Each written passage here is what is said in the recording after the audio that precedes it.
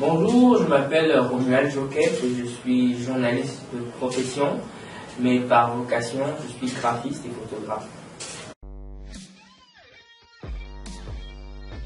Mon parcours il est assez atypique parce qu'après les études secondaires où j'ai obtenu un baccalauréat littéraire, j'ai fait des études en journalisme à l'ESTIC à Yaoundé, c'est une école de journalisme.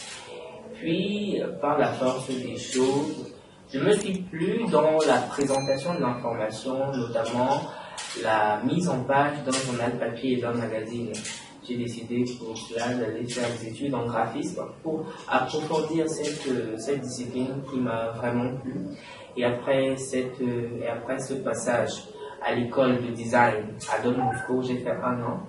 Je suis allé en agence, j'ai fait quelques mois en agence, puis j'ai eu à faire j'ai eu à être appelé dans une OSC, une organisation de la société civile où j'assurais le poste de responsable de la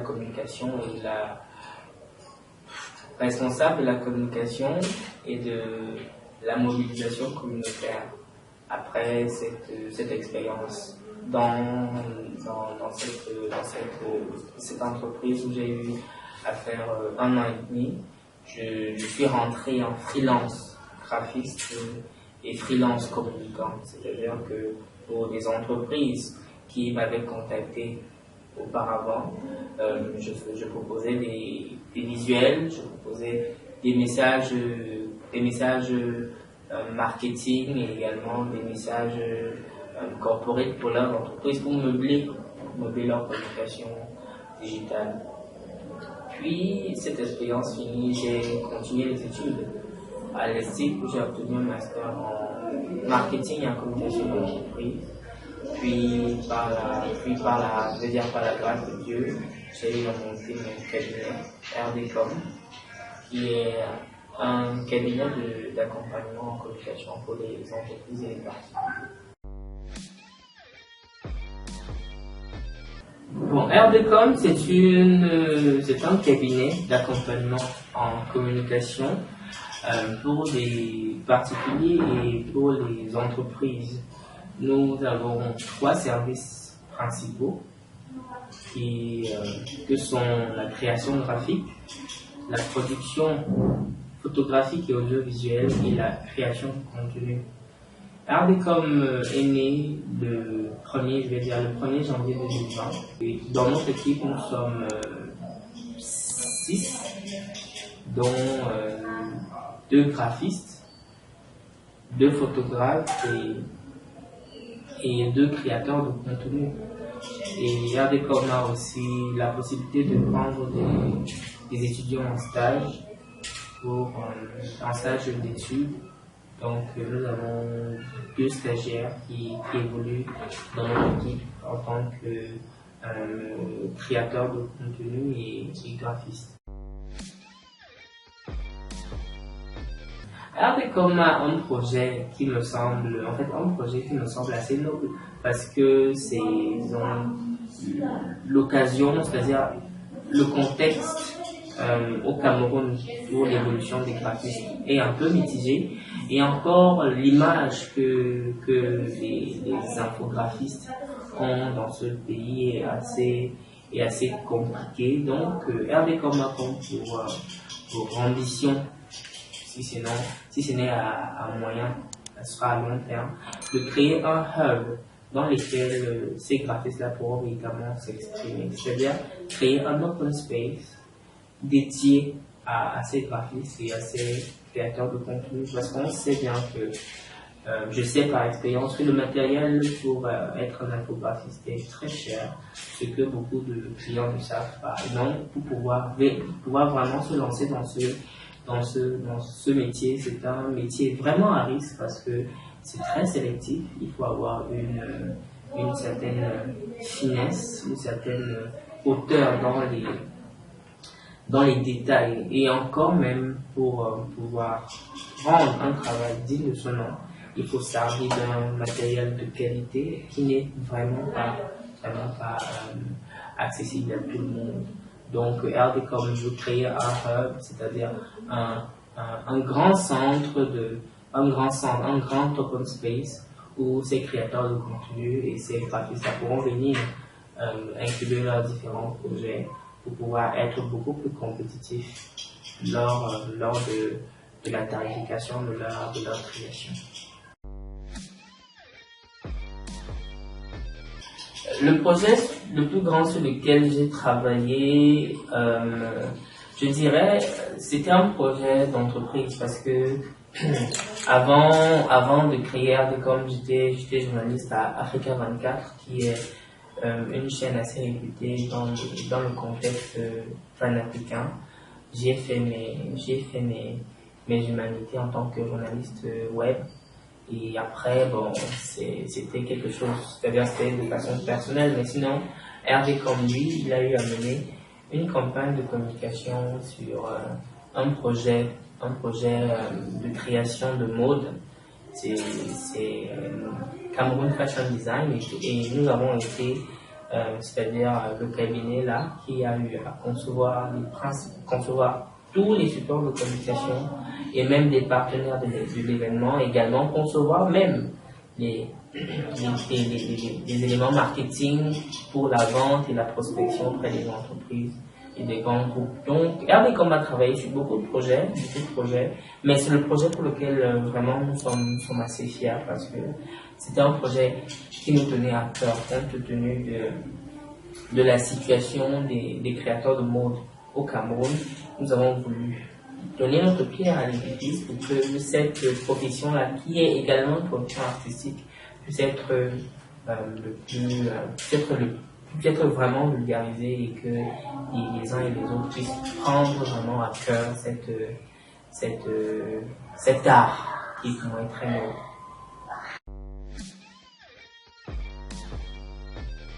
Les difficultés sont légion parce que comme tout graphite, on se heurte toujours à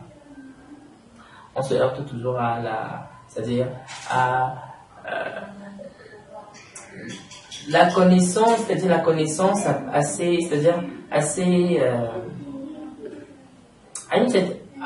c'est-à-dire on se heurte toujours aux appréhensions du client parce que généralement ceux qui ont affaire à nous, c'est-à-dire de façon contextuelle,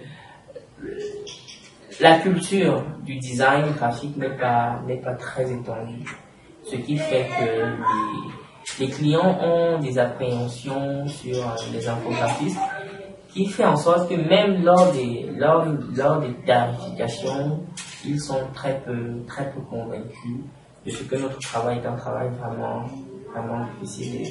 Et il faut passer par beaucoup de culture, par beaucoup de je vais dire, de conseils, de pédagogie vis-à-vis d'eux pour pouvoir grappiller ne serait-ce qu'une infime partie de ce pourquoi en principe nous avons été formés, parce que je vais dire ça comme ça, un travail qui vaut 500 000 contextuellement, on est carrément obligé de le ramener à la baisse parce qu'il y a un gros travail de pédagogie à faire avant. Et également, le pouvoir d'achat n'est vraiment pas ça. Donc, nous sommes toujours en train de travailler beaucoup de temps, mais pour pas grand chose. Mais je vais quand même dire que, mine de rien, ce métier a beaucoup d'avantages. C'est un métier qui est passionnant parce que chaque projet, en principe, est comme un défi. Et moi, je suis quelqu'un qui adore les défis. Donc, ça me passionne chaque travail que je fais, chaque création pour lequel je suis impliqué, pour moi est un défi à relever. Et je suis tellement qualitatif, je vais le dire, je suis tellement qualitatif que je me donnerai tous les moyens, qu'importe le secteur, d'offrir le meilleur de moi pour que les clients soient le plus satisfaits et qu'eux-mêmes soient la plus satisfaite, parce que je vais même au-delà de la satisfaction du client, je me mets carrément à la place du client pour pouvoir voir quel impact est-ce que cette création ou est-ce que ce document pourrait véritablement avoir sur mon business. Alors c'est ce pourquoi vraiment je me bats jour et nuit, et je pense, et pour ma part ça m'a quand même assez passionné et je suis vraiment fier de faire cela. Maintenant, pour des raisons purement pécuniaires, je dirais que c'est un métier comme tout le reste. Ça, c'est haut et ça, c'est bas. Parfois, ça paye beaucoup, parfois, ça paye moins. Mais je pense que le plus utile et le plus, je vais dire, en fait, le plus beau dans ça, c'est que c'est l'enjeu qui fait le jeu. Tant qu'on est dans le game, on trouvera toujours une issue de secours.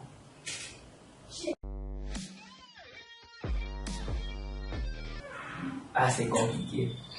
C'est compliqué. C'est compliqué. Si j'ai ma famille, si j'ai ma femme, si j'ai mon enfant, je les prends d'abord. Mais si ce n'est qu'une question de matériel, je dirais que je prendrais mon ordinateur. C'est la chose la plus importante. C'est-à-dire, à un certain moment, ça définit ma vie. Parce que je me vois très mal vivre sans ordinateur. C'est bizarre, mais c'est comme une extension de moi. Parce que j'ai essayé à pas mal de reprises de faire des voyages où je me coupe carrément de mon ordinateur, mais je me rends compte que je suis très vite nostalgique de ma machine, qui est la seule à connaître mes joies, mes peines. C'est-à-dire quand je suis triste, c'est à elle que je parle. Quand je suis joyeux, c'est à elle que je parle. En fait, elle comprend. J'ai l'impression, c'est bizarre. C'est bizarre. Ce n'est pas, en fait, de façon sociale, ce sera un peu difficile de le dire. Ce sera un peu difficile de dire des choses comme ça, mais pour nous, les graphistes qui passons 7 jours sur 7, 24 heures sur 24 devant nos machines, elles finissent par devenir la meilleure compagne qu'on a jamais eue.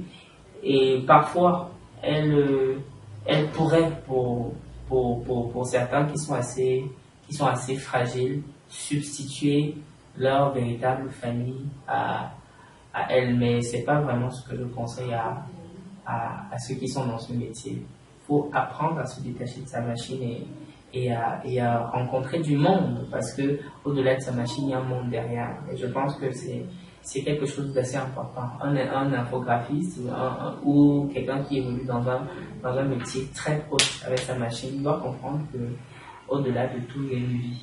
Et la vie ne se résume pas qu'à des chiffres, qu'à des boutons ou qu'à un écran. La vie également, c'est sa famille, ce sont ses amis et ce sont ses connaissances. Quand j'ai gagné mon premier million, c'était quelque chose, c'était une sensation. En fait, c'est que au-delà d'avoir satisfait le client, j'ai été payé de façon, j'ai été payé,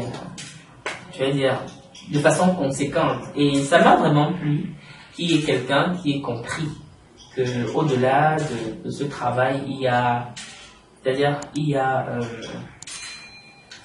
toute une science derrière qui mérite vraiment son prix, et j'ai été payé. Ça m'a vraiment plu, et j'ai évolué encore en tant que freelanceur. Ça m'a vraiment beaucoup plu, et je vais dire que tout ce qu'on retrouve ici est un peu enduit de ce souvenir-là, parce que j'ai directement cherché quel est le matériel que je n'avais pas, quelle est la caméra qui me plaisait, quel est l'ordinateur sur lequel j'avais envie de travailler et tout.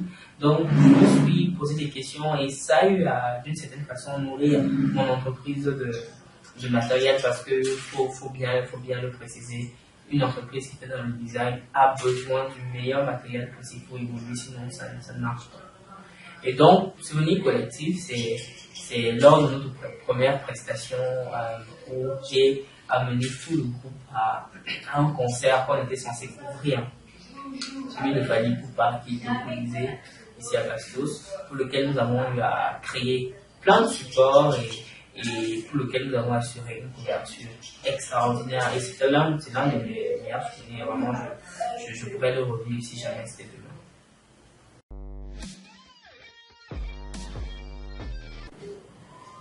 J'aurais souhaité que cette anecdote-là soit vraiment bonne enfant, qu'elle soit joyeuse et que le monde soit rose dans toute sa splendeur. Mais bon, je dirais que concernant mon travail, l'anecdote qui me vient en tête est une anecdote qui m'a beaucoup attristé parce que ça a d'une certaine façon remis en question les efforts pour lesquels disons, les rêves que je cherchais par rapport à ce métier et les efforts que j'ai consentis pour que le travail que j'avais à proposer soit validé.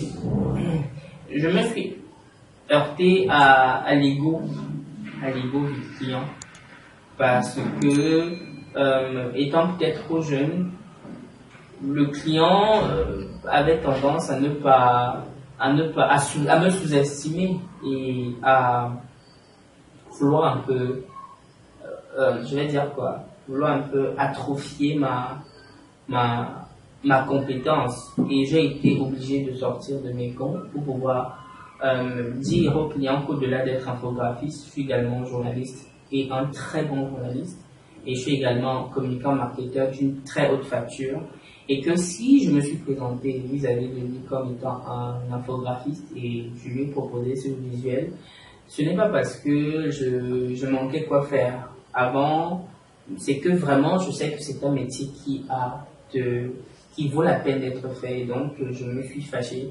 J'étais vraiment fâché, j'étais vraiment heurté, c'est-à-dire que au-delà du travail qu'il y avait à faire, il fallait rentrer dans les prix et les atrophier, c'est-à-dire rabaisser mes prix, et le client a voulu user d'une certaine, c'est-à-dire d'une certaine, je vais dire quoi, suffisance pour pouvoir, c'est-à-dire peser ma proposition, peser ma création.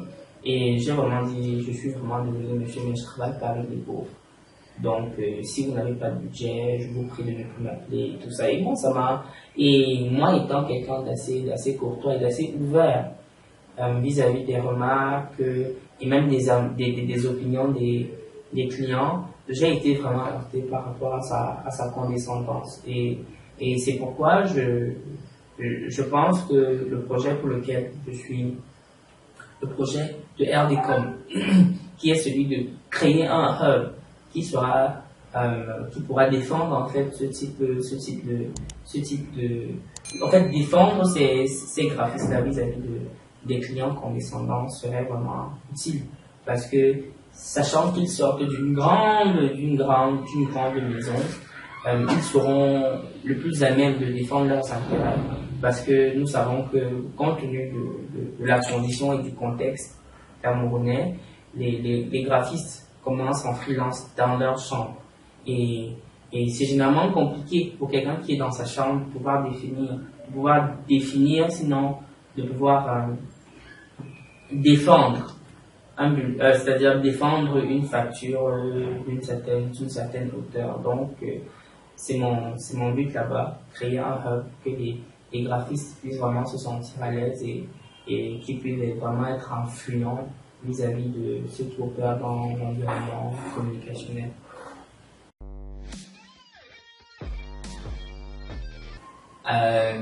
J'écoute beaucoup Youssoupha. Le rap, c'est quelque chose d'assez inspirant, c'est-à-dire que pour quelqu'un qui est également créateur de messages et tout, on trouve dans le rap beaucoup de choses profondes, et honnêtement c'est l'une de mes sources d'inspiration pour certains messages que je crée. Je suis également Fleur Bleue, dont j'écoute beaucoup de musique un peu mélancolique. Je vais dire un peu de musique, un peu de mélodie triste, parce que il y a ce côté, je vais dire drama en anglais, que beaucoup de graphistes ont, et ça donne une certaine texture à leur création quand ils sont assez dramatiques. Oui. Et j'écoute également,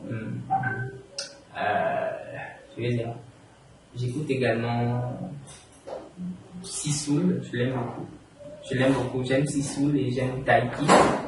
Ce sont des gens que j'aime bien, ils ont une très belle voix, et j'adore chanter également, donc c'est pour ça que je suis assez proche des chanteurs. Bon. Bah, tout ce qui veut devenir comme moi, déjà, c'est être curieux. Et être comme moi, je ne conseillerais personne d'être comme moi, en fait. Je conseillerais les gens d'être plus que moi, parce que je suis encore personne, je me considère encore comme personne. Donc, je conseillerais les gens d'être plus que moi. Et pour être plus que moi, c'est quoi? Il faut être discipliné. Il faut être vraiment discipliné. La discipline, en fait, c'est la merde de tout. Il faut être discipliné, il faut être curieux. La curiosité également, c'est ça qui rapporte. C'est ça qui, en fait, c'est ça qui rapporte, c'est ça qui cultive. Et un graphiste qui n'est pas cultivé, vraiment, ça vaut pas la peine.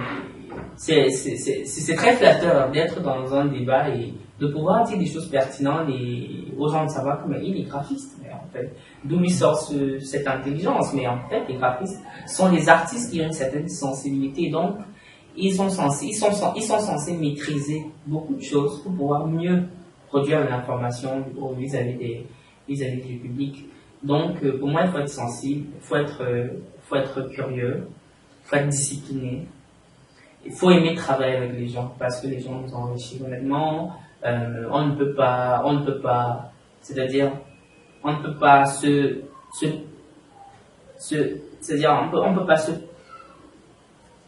on peut pas apprécier soi-même ses créations. Sinon, la critique en principe a tendance à nous améliorer dans ce sens-là. Donc, on ne peut pas se prévaloir d'être bon si X et Y n'ont pas eu à faire des remarques sur tel ou tel aspect. Parce que je suis très, c'est-à-dire très fier de mon parcours en agence. Parce que l'agence, c'est un cercle infernal où on peut produire 15 fois la même chose, mais avec des détails tellement minimes qu'on n'arrive pas à se rendre compte que oui, c'est ça qui compte. Et ça forge en nous la perfection, la mesure du détail. Et c'est quelque chose qui pour moi est très important pour le graphiste. Le graphiste doit être le plus minutieux possible. Parce qu'un travail fait avec minutie, en principe, est un travail toujours qui produit de l'effet, qui a un impact et qui change. Et c'est ça le plus important. Ce n'est pas satisfaire le client, mais c'est avoir de l'impact. Parce que pour moi, un graphiste ne se résume pas à un sourire, ou ne se résume pas à un oui, ou ne se résume pas à une somme d'argent. Son travail doit avoir de l'impact. C'est ce pourquoi il existe. Parce que s'il n'a pas d'impact, honnêtement, je sais pas. Je suis pas de ceux qui pensent que le graphisme c'est pour se faire de l'argent. Pour moi, le graphisme c'est pour avoir de l'impact. Et je me bats tant bien que mal tous les jours pour pouvoir produire le maximum d'impact vis-à-vis des clients que je sers.